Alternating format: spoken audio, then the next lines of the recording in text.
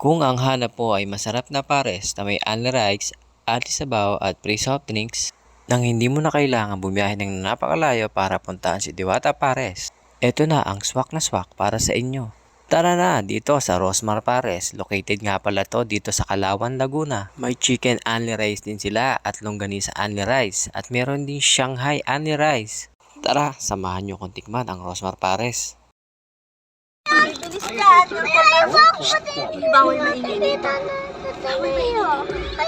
Hi kayo sa camera. Hi. Saan ba pupunta? Saan ka pupunta? Paris ni Rosmar. Let's go! Nag-full prep siya. Siya ang ano ay. Sabaw. Oh, galing. Sabaw. Lugaw. Oo. Very good. Luga na tayo na. Baby shark. At pagkatapos nga ng ilang minutong biyahe, nandito na rin kami sa Rosmar Mansion. At susubukan na namin maghanap ng parking sa loob. Buti na nga lang, may naabot na kami yung parking. Napakarami kasing tao dito. Mukhang dinadayo na rin talaga ng maraming tao tong Rosmar Pares. Pagkababa nga namin ay naghanap na kami ng mapupwesto na kubo.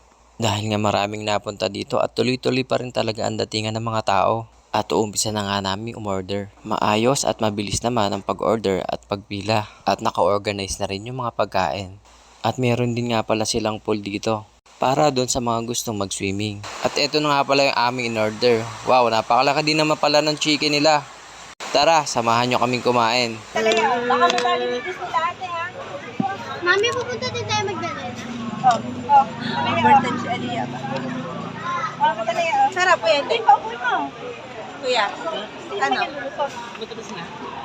Be, yung ano? Malapit sa baw. Ang may ano yung anong lasa yun, yung parang star anise. May star anise. Ba't kang kinakain? Ito, susubukan ko. Ano daw gusto ate?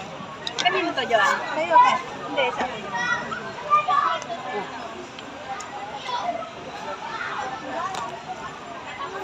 So ayan guys, natikman na natin ang Pares Overload ni Rosmar. Masarap po siya, masasabi ko ay sulit na rin po ang pagpunta nyo dito kahit nasa malayo po kayo manggagaling.